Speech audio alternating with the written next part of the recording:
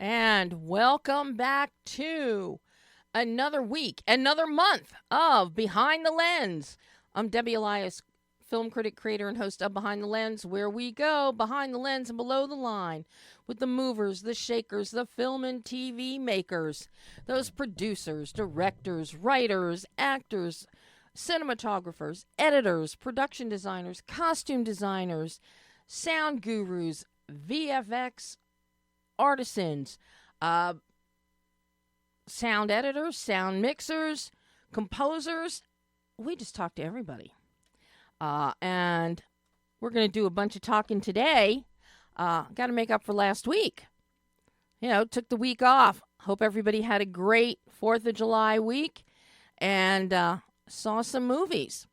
One of which I hope was Kevin Costner's Horizon and American Saga Part 1. Wow. I had great trepidation about this film, but I've got to tell you, it is an epic masterwork. The authenticity reigns supreme. The locations are to die for. You think of John Ford, John Huston, Monument Valley. This is equally, if not more beautiful, with the gorgeous vistas that Costner gives us. And all of the imagery, it just is exquisite from a storytelling standpoint. The camera work is award-worthy. The visual grammar with Dutching, widescreens, close-ups, everything is used purposefully and to their best advantage.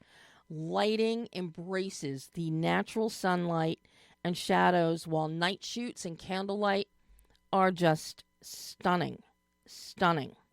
The editing is fantastic, especially when you get into the third act, and there is this frenetic sequence at the end of the third act montage that is to die for. Absolutely to die for. Casting is great. Of course, we get Costner. Not a whole lot of Costner in this one. I think we'll see more Costner in part 2. But we've got Luke Wilson, Sienna Miller. Yellowstone fans will be happy to see Will Patton and Danny Houston pop up. Sam Worthington. Sam Worthington and Sienna Miller are wonderful in this. The action is intense, particularly in the first act, and again in that third act final sequencing, which is fantastic. The costuming, I am so in love with the costuming on this film. Costner is known for authenticity and attention to detail, and that trickles down through all of the department heads and their teams, and costuming really stands out. And the imagery is so strong. You can see the fibers of the fabrics within all of the fabrications. You see the natural fibers, the nubbiness. You see some silk. Silk was a common fabric of the rich and the upper classes in the 1800s. But just stunning. The Native American wear, including the jewelry, is beautiful.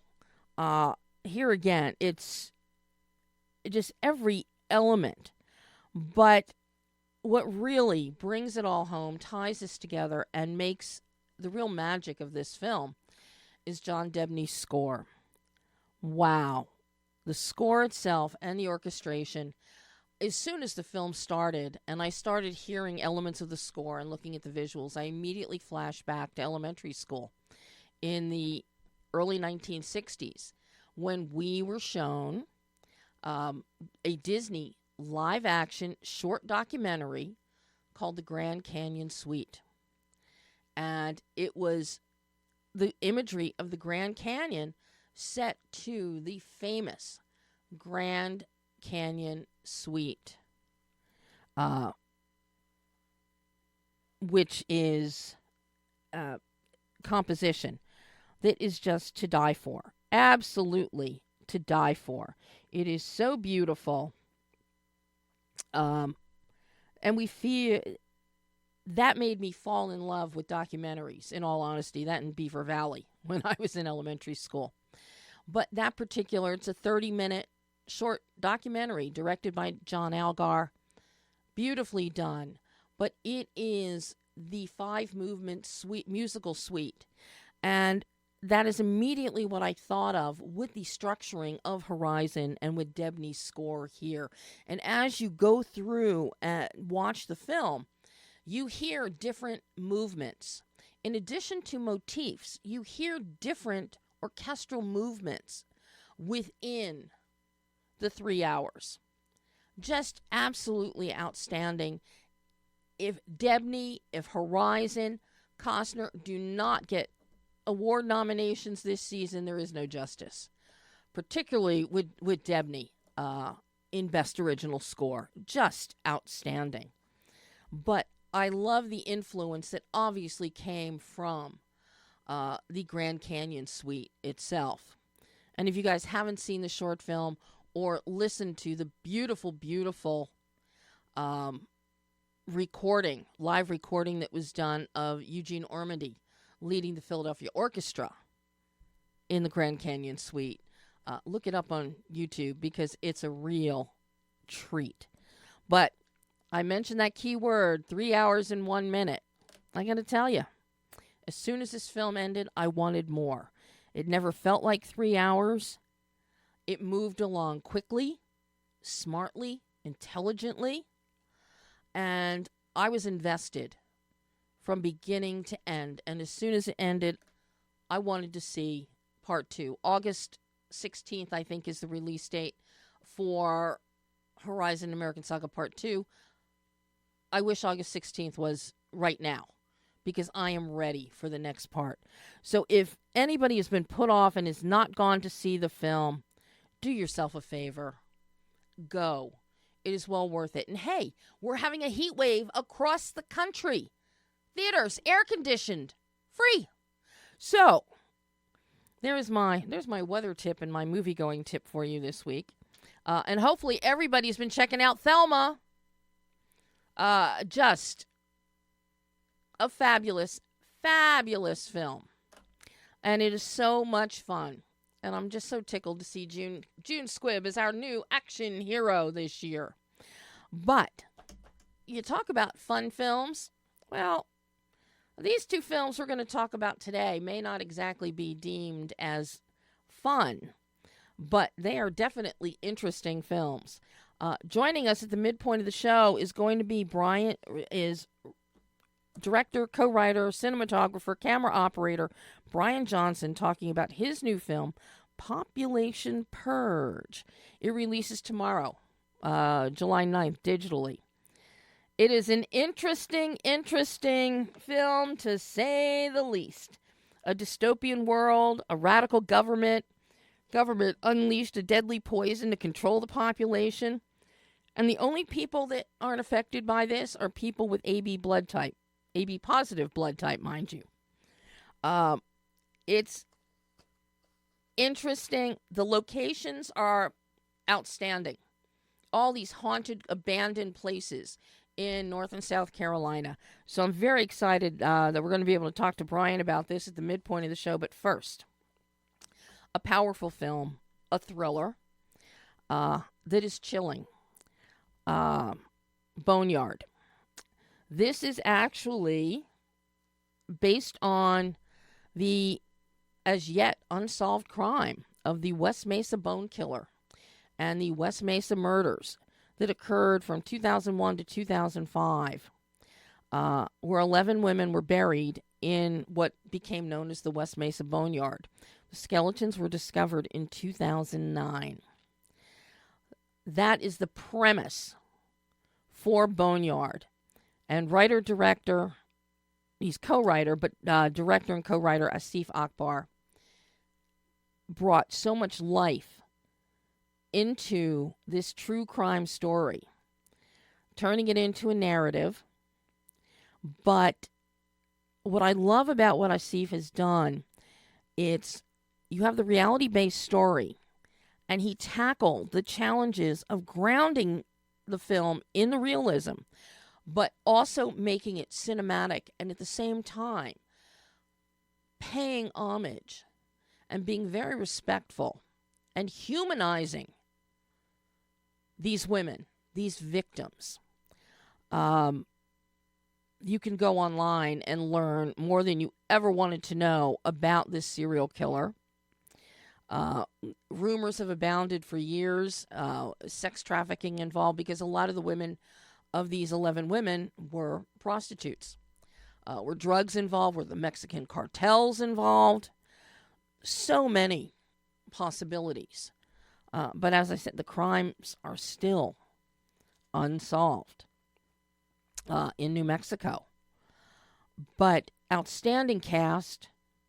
Brian Van Holt, who plays a local detective. His partner, played by Nora Zehetner.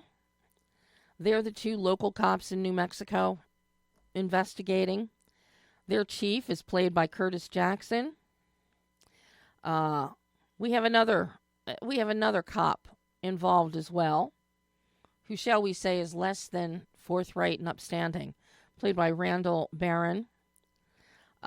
Weston Cage pops up, as does Gail O'Grady, and a highlight for me, Mel Gibson as the FBI profiler who is brought in on this. As comes as no surprise, Mel brings an intensity that is riveting. The story structure is quite interesting because there is so much ambiguity, because the crimes have been unsolved. There's a lot of room to play as to who might be responsible, who may not be responsible. Certain of the crimes, they're hypothetical in how they occurred. But Asif, along with his cinematographer, Joshua Reese, who does an amazing job, sticks with light, bright, harsh lighting. Metaphorically, there's no cover-up happening here. The lighting exposes everything. The only time we get darkness is what we see within each character, as well as in the crimes themselves that are happening. R.J. Cooper, known for his work in a lot of the Bruce Willis low-budget, no-budget, micro-budget films near the end of Bruce's acting career. Things like Fortress, Survive the Game, Hard Kill, Survive the Night, Trauma Center. RJ knows how to keep you on your toes, knows how to find a balance while keeping you off balance. It's very interesting, and he plays with Joshua's camera work beautifully. So everybody is off kilter because nobody can get a handle on this serial killer and these crimes. It's a powerful film, and for Asif, it's very important because he is giving voice to one of the most heinous crimes that happens the world over, and that is all these missing women and children. And so many are tied to sex trafficking. Number of years ago, Dion Taylor did a film that addressed missing women and the idea of sex trafficking, called Traffic, with a K at the end. But the fact that this is premised upon real-life investigations, a real-life serial killer, and the crime has not been solved, it adds a whole other layer of creepy and chilling. So, instead of me prattling on and on about a film I clearly like, take a listen to my exclusive interview with ASIF Akbar talking about Boneyard. Hello, Debbie. How are you? Hi, Asif. I am very excited to be talking with you about Boneyard. Thank you, likewise. I watched it the other night as soon as Emma got me a link, and I was glued Wow, thank you. That means a lot. to the screen. It's number one, I love films that are based on true events and true crime and something like this. And I remember when the West Mesa incident was all over the news everywhere because it was so heinous. And nobody has ever tackled this particular crime or crimes, shall we say. So I was happy to see that as a basis for Boneyard.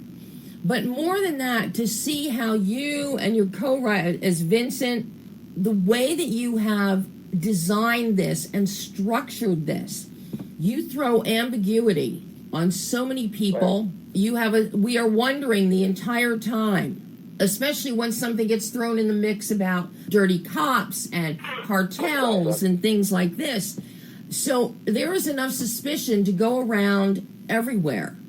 And it's only through breadcrumbs that you dig a lot of people out of this potential hole that they may be in terms of culpability with these crimes.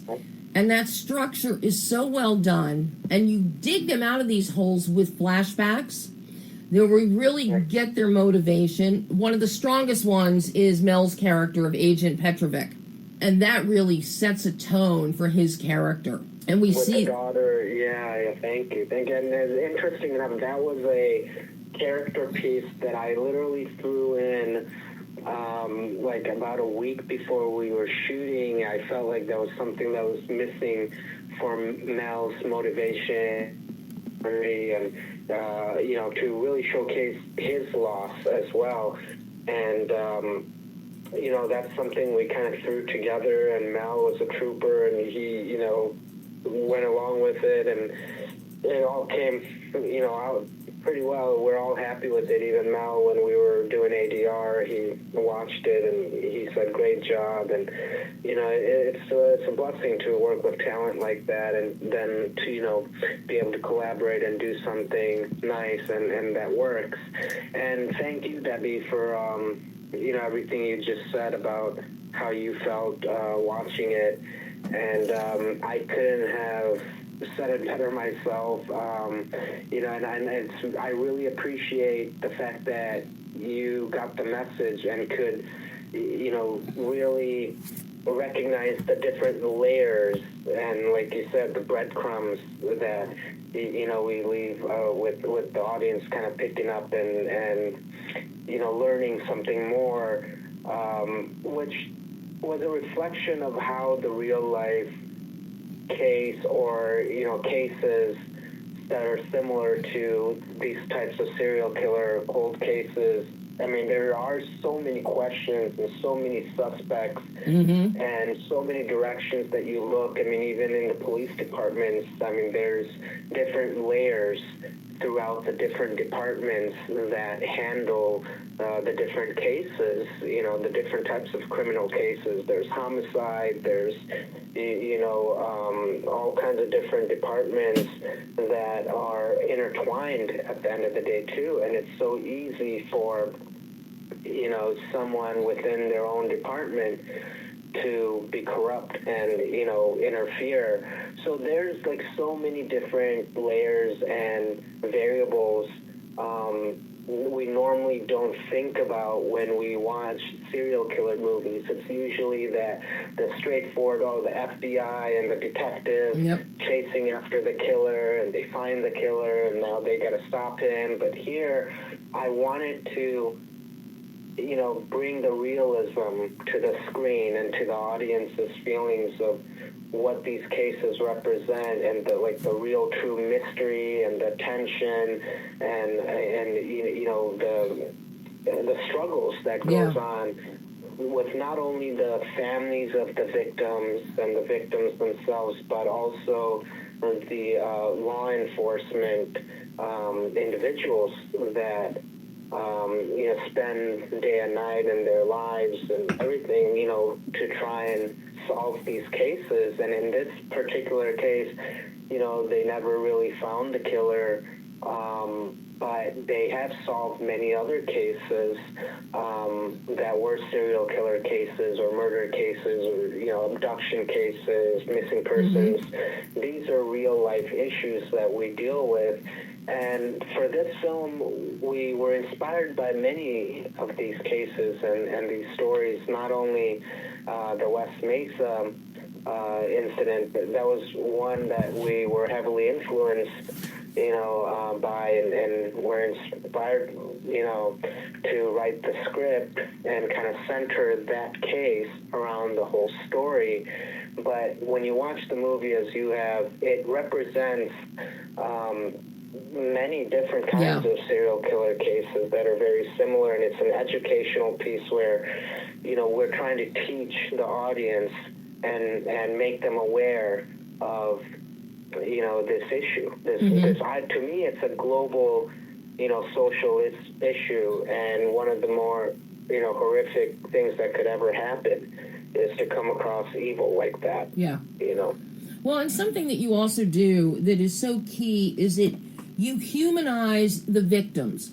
They are not dismissed as just being hookers or involved in drugs or anything. You put a face to the victims. Right. And I think that's very, very important here because it humanizes it and it also invests the audience even more. And it works really, really well the way you have done that. And I commend you on doing that and that structure point. Now, something that you do, your visual grammar here, I love. You've got Joshua Reese as your DP. The cinematography, the lighting and the lensing. We've got a lot of traditional shots, but then a lot of shots that are skewed, Dutched.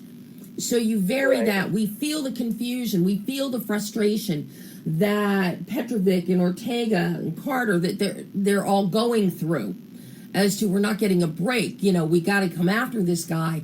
And then in the hypothetical sequences, since nobody was there in real life to see what was happening to these girls at the moment of murder,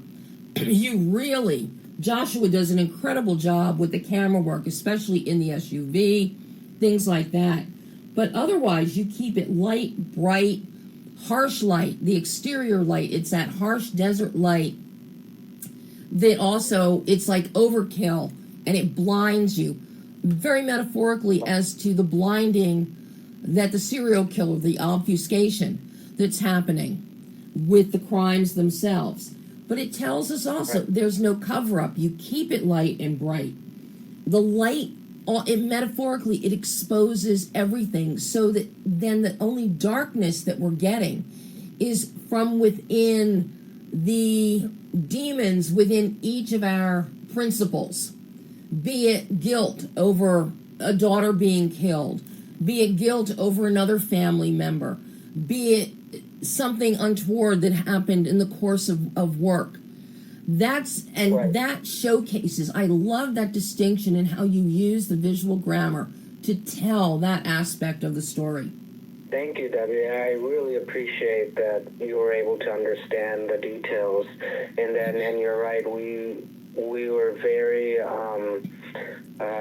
careful in designing each of those scenes with the particular lighting and also the kind of camera lens, we use for specific scenes. Some scenes we've used zoom lenses, and then like some scenes, we shot very traditional.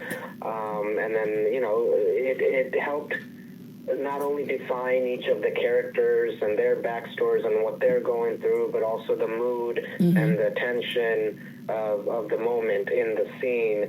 And again, it goes back to me kind of staying more with the realism style of the story, and to make the audience feel like, they're always uncomfortable, at certain times, even with the lit up scenes or the dark scenes. You're always kind of in an uncomfort zone. And also, being in that environment in Albuquerque, New Mexico, I feel like, we were definitely able to capture what it really looks like, especially in that time period as well. Now, did you shoot in Albuquerque, in the general area? We actually did our principal photography all in Las Vegas. We did have a couple days of B-roll, Pickups. second unit stuff to establish Albuquerque, but we actually shot most of the whole film in Las Vegas, and it doubled pretty well. It really does, and of course, you get the same meridian light level. So it for Joshua, setting the lighting and the LUTs and all, it was gonna be the same whether you'd be in Albuquerque or in the Vegas area, because we've got that same meridian sunlight. But same landscape and everything. I mean, even the police department out of Albuquerque reached out to us recently after seeing the trailer, just to verify and confirm if we shot there or not in their own police department, because they said the conference rooms and everything that we showed looked so identical to the real thing that they were confused themselves if we really shot. They were like, well, we don't remember giving you guys permission, and we're like, well, we didn't shoot there, so they were surprised. So that was a compliment, I guess. That's a compliment.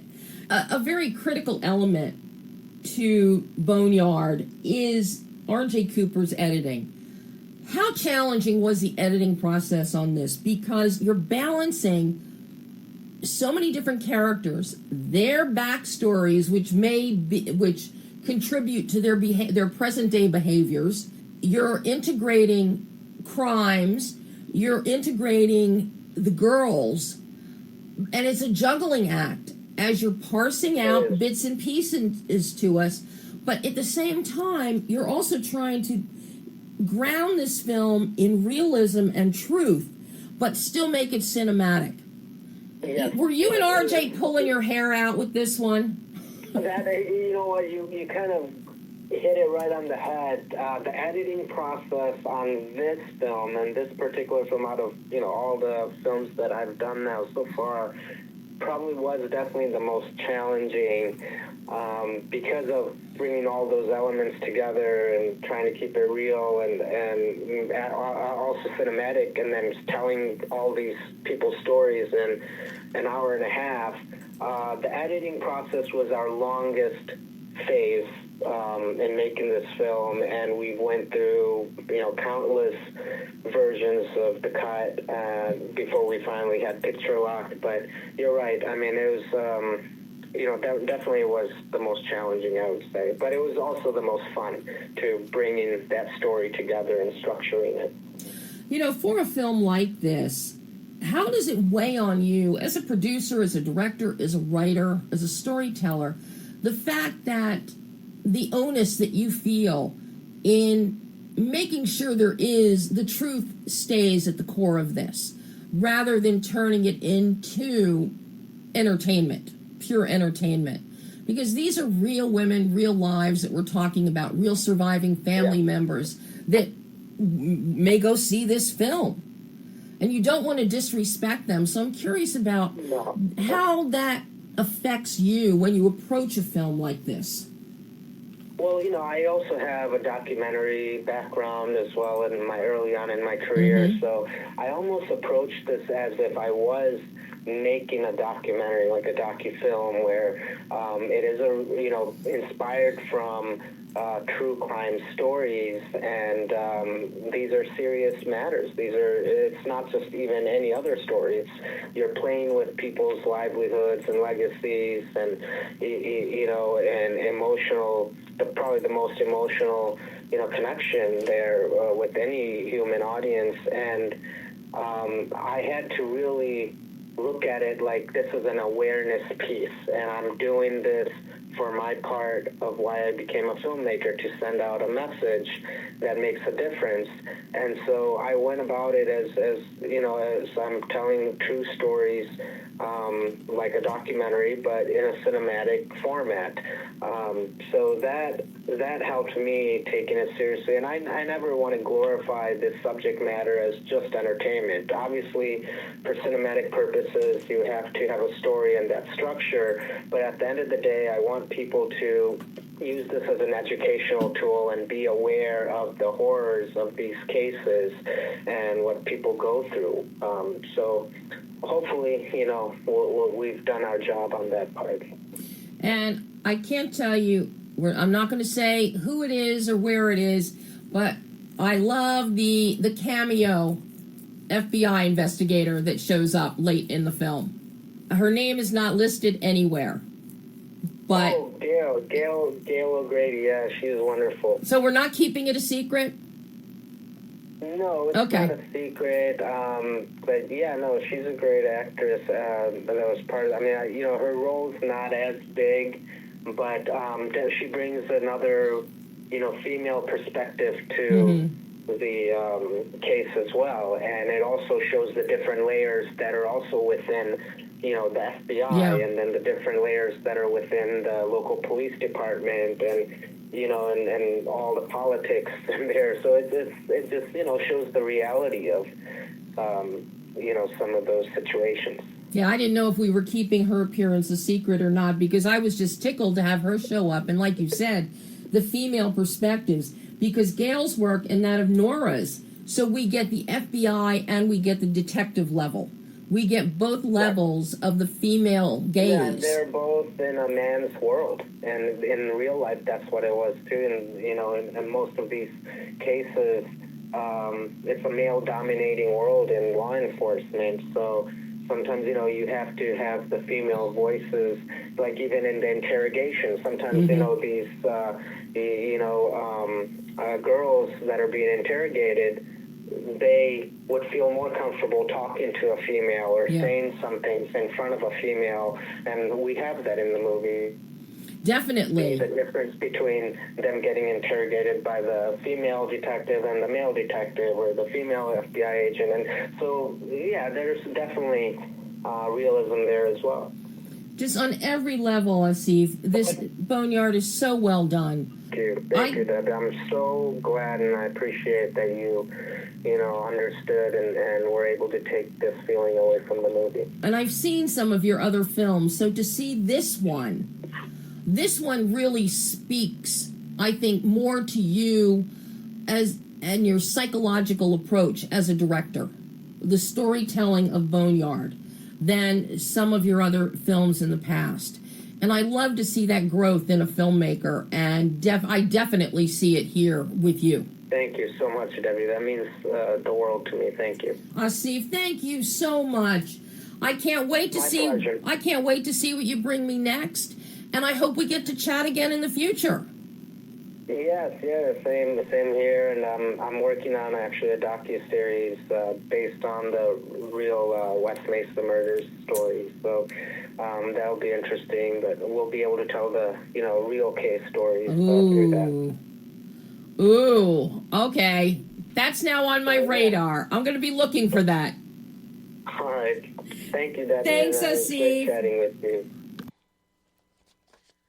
And that was Asif Akbar, the director and co-writer of Boneyard. It is available right now. I know it's on cable because it's on Spectrum. So definitely check it out. It's on digital streaming as well. Popped out on there on July 2nd. And it's in some select theaters in the U.S. right now that opened in theaters on Friday. So give it a look. It's intense, it's interesting, and it's a very, very well done film. Now we're going to switch gears here. And going from serial killer to the government killing people. And a big welcome to Brian Johnson. Hi, Brian. Hi, how are you doing today? I'm just fine. How are you doing? Doing fantastic. Just bear with me. I'm actually in the car going from point A to point B. I'm on another project, so. Oh my gosh. Hopefully we won't get disconnected. Hopefully. Well, I get Population Purge. This is an interesting film, but I have to say, given the current political climate in the United States, it makes me wonder, This could be a possibility. My gosh. That's exactly what I was thinking when we put it together. Oh, I'm like, yep. See, I had that in the back of my head going, this is our marketing ploy, real life. Dystopian world, a radical government, unleashing a poison to control the population. And the only way you survive is if you have blood type AB positive. And that's a small percentage of the population with AB positive. Right. It's like welcome to life. And the fact that then instead of dying, right away, then you're just left to suffer until then you die. Right. But in the meantime, for people that are clamoring to get the AB positive blood to stay alive, we've got chaos, we've got panic, we've got insurrection, we've got everything happening. We've got it all. It is just the whole premise. When did you come up with this idea for this? Actually, it was about 3 years ago. Look at that timing.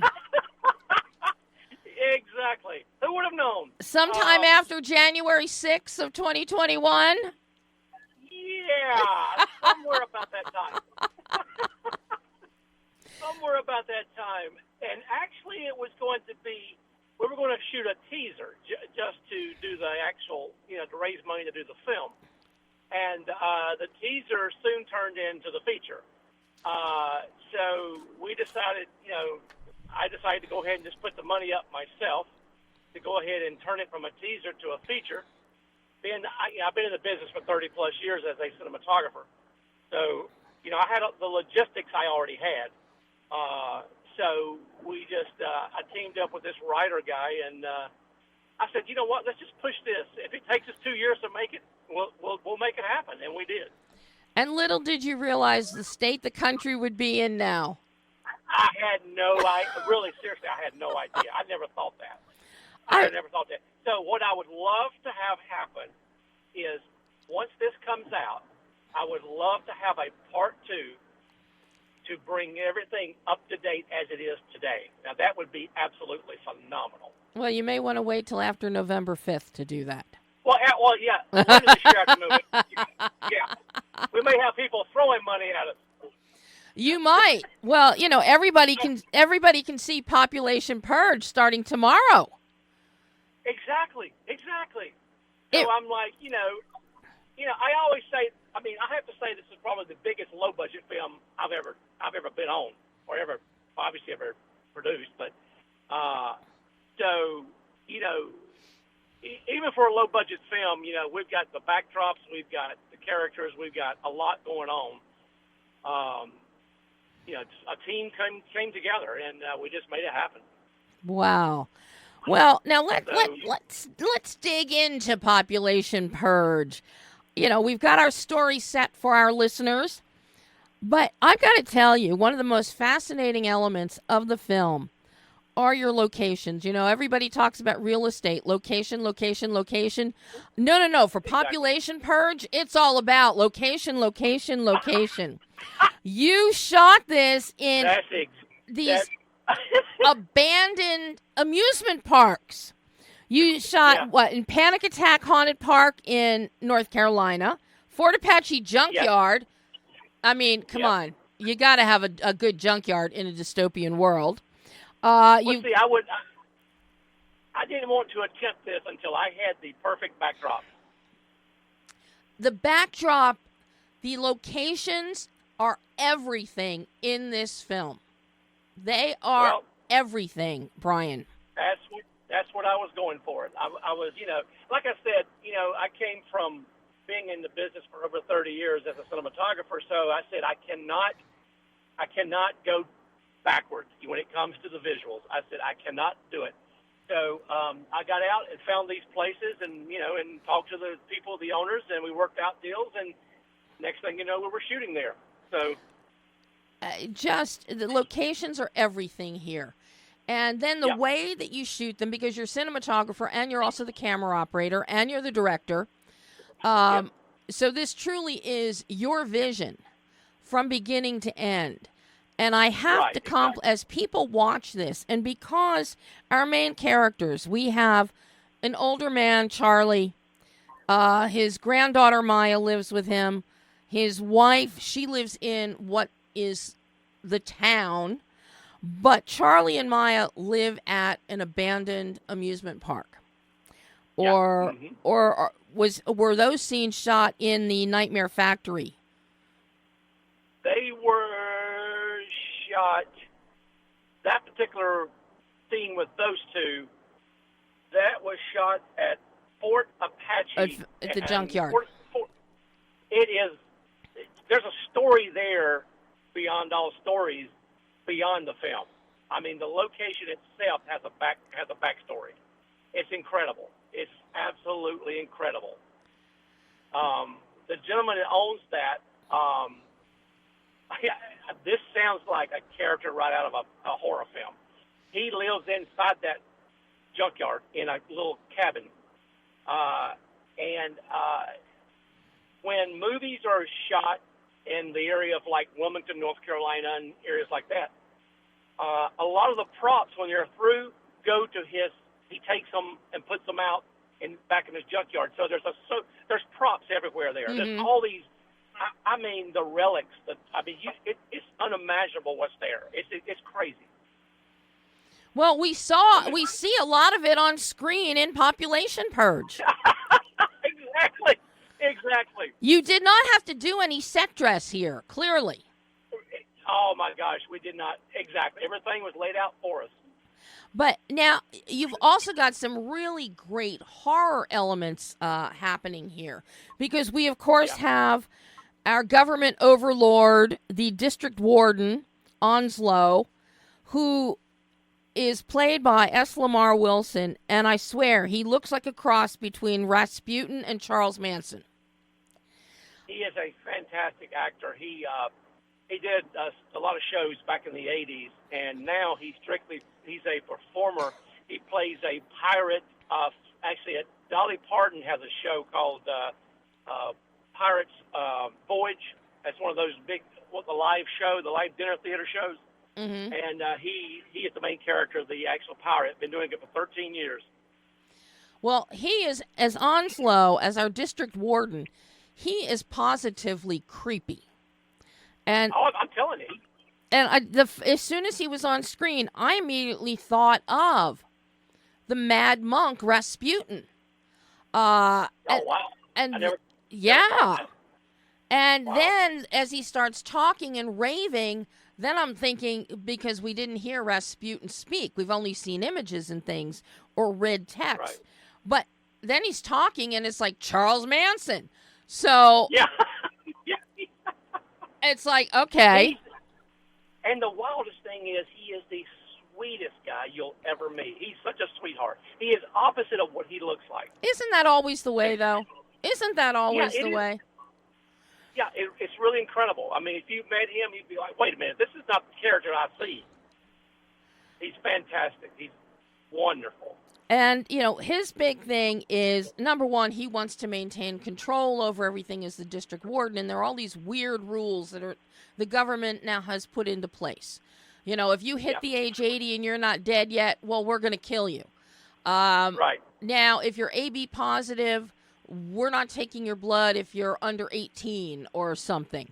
You have to be of age in order for us to take your blood. Or if you're trying to escape government intervention, you can take your own blood and sell it on the black market, essentially. Yep. And this is a situation we find Charlie in. He's elderly, but he's still very spry. Might have a few little mental quirks happening here. He is there's no bite to it. And then his granddaughter, Maya, she worries about him. She lives with him, and she is more or less trying to be a vigilante in her own right to fight off the scalpers who are the people that want to come after those that are pure AB positive and get their blood for their own nefarious purposes. Right, exactly. So it's, we've got all this happening. I really love Peter Holland in this role as Charlie. He's a great character. I really like him in this role as Charlie. He's a great character. And I love the surroundings and how he goes into these and to keep himself entertained, he puts on performances, he puts on makeup and costumes and travels all through this abandoned junkyard abode of theirs. Scares the bejeebus out of his own granddaughter. He's in his own little world. Yeah, but this is where your camera work really comes into play, Brian. You've got some really narrow corridors in there. You've got walls. Right. Obviously, they're dummied up that look like old stone walls or granite. Sure. But they're narrow corridors, and you're traveling through there. In many of these cases, you're dollying backwards. You're traveling backwards with the actors coming at you. So really nicely done. I appreciate that.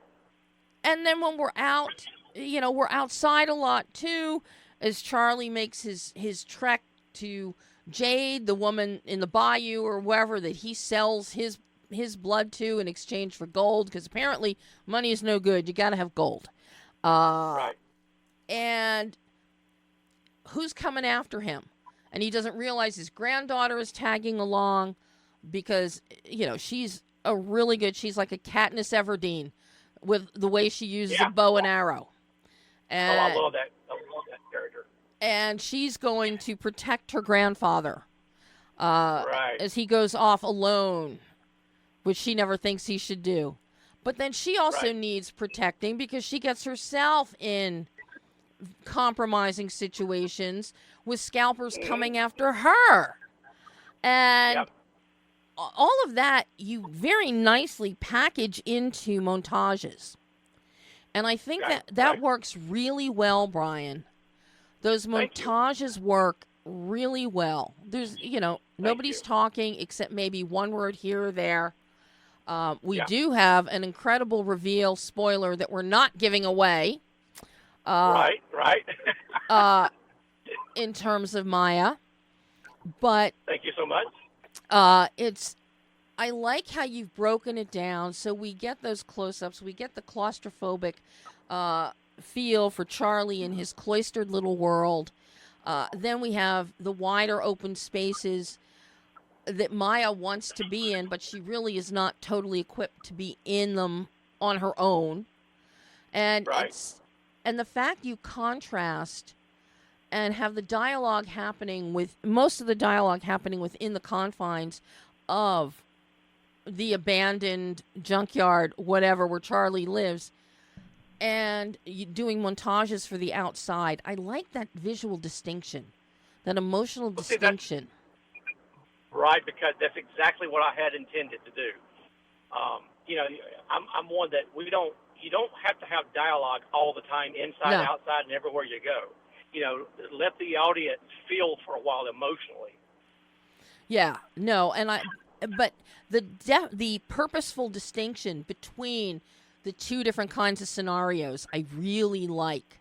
So you really let us get into Charlie's head, such as it is. And the scalpers are scalpers. They're more or less a kind of mercenary. So we really don't need to hear from them. And then we've got, we have Onslow bubbling over here when his son gets sick and needs to be saved. So, and that adds another dynamic into the mix. So you've got a lot going on, but the visuals tell so much of this film. That's my whole intention. I really appreciate that. Yeah, once you establish your parameters in the beginning of the film, you really let the visuals take over. Yeah. And it works to your advantage here. It really does. Because I don't know about anybody else when they watch this film tomorrow, after it releases, but I think they're going to be fascinated with your different locations and looking at the different signage and looking at the now dead neon, marquees and things that are lying around. That's half the fun, is to see sure. to see what existed in the world before this radical government takeover and destruction. Right. How long did it take you to shoot this? Because you do have multiple locations, and the intricacy of some of this, some of the action sequences, a couple of them you can tell they're like kind of fake punches being thrown, but it still works. Right, exactly. Which is why the montage also makes it look better. Right, but exactly. How long did this shoot take you? The amount of days was about 35 to 40 days. Mm-hmm.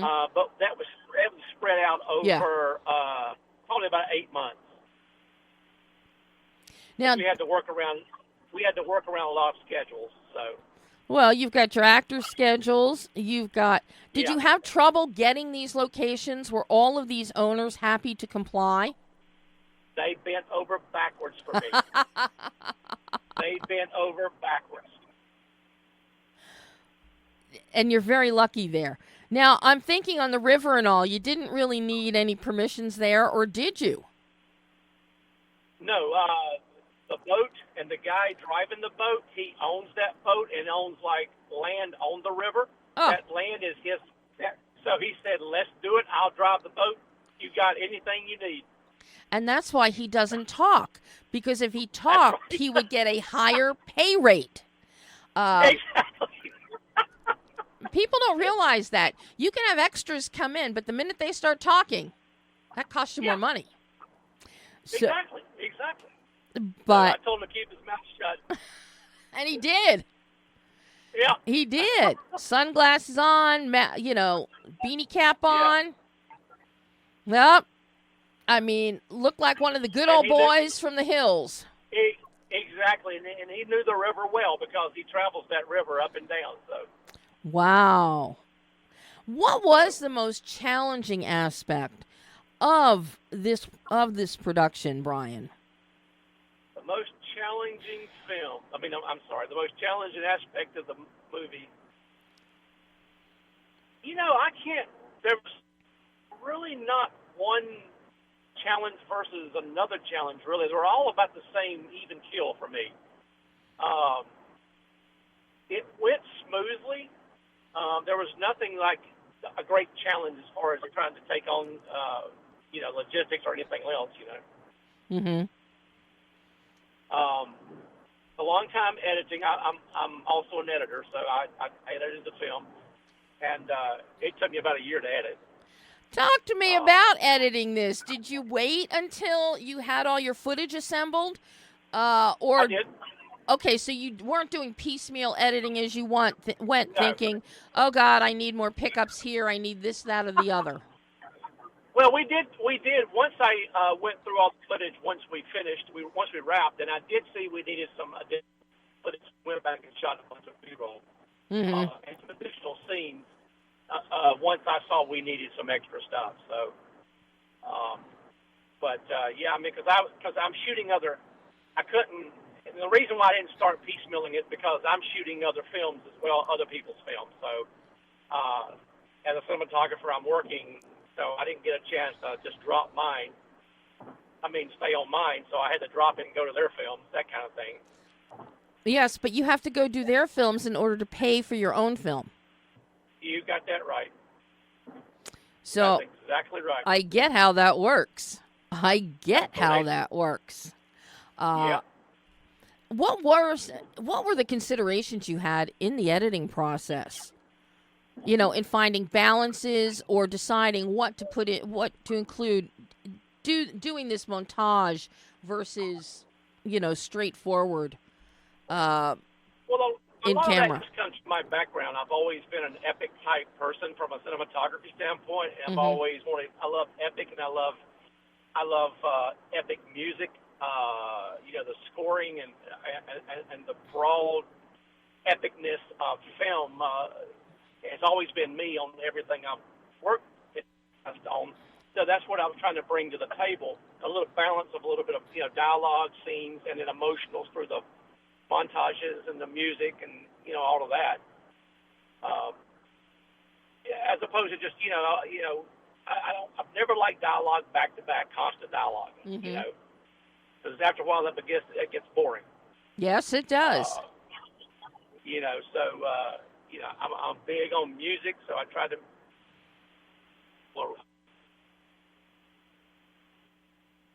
Uh-oh, I think we lost you there, Brian. Oh, you're back. Hello? I hear you now. We lost you there for a minute. Yep.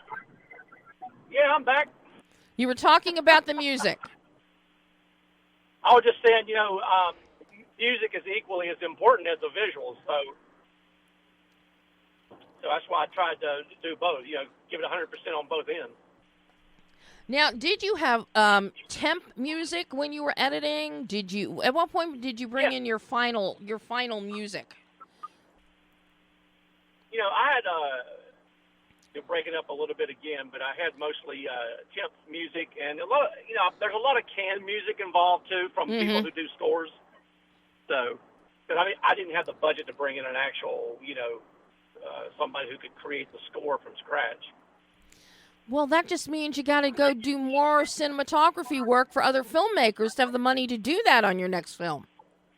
That's what I'm doing. I got 2 features I'm getting ready to do back to back starting next month. Oh, my God. Do you like stepping into the director's chair? In a perfect world, I love the director's chair, but the next project that I do for myself, I'm going to give up the cinematography ring and just do the directing. I don't like doing both. Like I said, I've had 30 years of this, but I do not like doing both because I feel you'll have a shortcoming. If I'm directing, I know my cinematography will be it may have shortcomings in the cinematography, and vice versa. If I'm a cinematographer and I'm directing, I'm going to have some shortcomings in my directing. I can't give it 110%. I got too much going on in my head. Now, when you're wearing multiple hats like this, cinematographer, camera operator, director, and editor, do you have anybody giving you a second set of eyes looking at things, or is it all you? Well, I had a great assistant camera, first AC, and also a great first AD. So, and I've known these guys for a while, and, we would discuss things amongst ourselves as well. So they were looking over my back, over my shoulder as well, especially my first AC, he was doing the same. He would say, Brian, you may want to think about blah, blah, blah. And see, we're like that. I love hearing their aspects and look, tell me your thoughts. And I said, you know what? You're right. Let's do it this way, that kind of thing. So, it was a joint effort. Well, it worked. You pulled it off. Thank you. For the film. Thank you. Now, what's the next project you're going to be working on that you can tell us about? I'm starting a project that's pretty mind-boggling. I'm actually doing a documentary on a gentleman a former mafia member. He was with the Bonanno crime family. Oh my God! He's the longest-running informant for the FBI. He's now out of the family, and I sat down and talked with him a couple of weeks ago, and he is so excited. I'm doing a documentary about his life. Wow! So I think that will be really huge. Wow! Number one, I love mafia films, be they narratives, be it documentaries, behind the scenes, be it docudramas, because they're always such interesting characters. And absolutely, and I'm actually getting him to pull some more characters in for me. He's making phone calls. Oh wow! To pull in some other guys too. So this is going to be really interesting, and I'm shooting his interview in 2 weeks about, from his whole entire life from beginning to end. Oh my gosh. And then from that interview, we're going to see how the story, in which direction it's going to take. With a documentary, that's always key, yeah. is finding your Right. through line. And I'd say at least 7 or 8 times out of 10, you do not know your through line in a documentary until you get into the meat of it. Exactly. But I totally agree. the Bonanno crime family. Oh, Brian, you shot for the moon there, buddy. Wow. Hey, I'm going. It actually just fell into my lap. It fell into my lap by accident. Actually, it was really weird how it happened. And I got the opportunity. I said, yes, I'm up for it. Let's do it. Yeah, if that fell into my lap, I'd be going, yes, please. Absolutely. Wow. So I hope a few months from now that we're have this conversation again, talking about this documentary. I would absolutely love that, Brian. Oh my gosh. So That'd be cool. Going back to Population Purge here for a minute, what would be, if you had to pick the one element of the film of which you're most proud, what would it be? Well, of course, for me personally, it's the cinematic look and the locations. Because I'm biased in that because that's what I do for a living. And character moments such as Peter on the stage, kind of losing it, becoming the puppet master. Mm-hmm. His antics, because I love to dive into the mental, the deep mental conscious of my characters like that, who play those kind of that Joaquin Phillips, I lost my train of thought. Anyway, those kind of characters, those moments is what I really enjoy directing. Those off-the-wall, mental, unstable characters. Mm-hmm. And I'm right there with them. And I have to say that also with Charlie in one of these real, and I'm not gonna divulge to anybody where it is. You're gonna have to watch and see it for yourself. But when he scares the bejeebus out of his own granddaughter, and we have no clue who this is. Right. And that was truly terrifying. Yeah, which also speaks to your makeup artist. You've got some great makeup happening in this film that, of course, that adds with the scalpers and their faces and the masks and the makeup. Oh, yeah. Charlie and his makeup. You really, and here again, that plays into your visuals. And as I said, Sure. the visuals are so strong with this film. Yeah. So, you really have a great handle on visuals and bringing them to life and making them cohesive and telling a story. And you do that here. That. And those are just, I hope you go back to these very cool locations someday and shoot more. Well, I hope to. And I would love to do a part 2 or a prequel. There's been talk of doing a prequel. Now, if we can do a prequel or a part 2, I would love to be able to raise enough money to really even raise it on a higher level than it is now. Mm-hmm. A prequel would be interesting. That's what we've been thinking. We've been thinking about that. Yeah, a prequel would be interesting, but then you might not necessarily need some of these locations because you would want to do a prequel as we're declining into dystopia. So, right, exactly. Or these could be the first, building blocks of the dystopian world. Sure. Well, exactly. And if we did a part 2, we could also easily pick up at the very end of our character. Our character who's basically walking, as you know. Yes. We can pick up there. Where is she going to? That kind of thing. Because we we lose a lot of people, unimportant scalpers and things. Right, but sure. we have some main characters that are still with us at the end. So watching that journey, and especially the one Maya's journey, I would love to see that explored. Yeah. Oh, that's actually the idea is on the paper as we speak. Yeah, that could prove very interesting. That's the idea we're thinking, actually. Oh, my. Well, Brian, this has been an absolute delight getting to talk with you about Population Purge. Everybody can see it tomorrow. It's on all of the usual digital streaming suspect platforms. So, and I checked out the website. The website's really cool. PopulationPurge.com. Yep, PopulationPurge.com. Yep. And you've got all kinds of really cool little things in there, some beautiful imagery, some behind-the-scenes shots.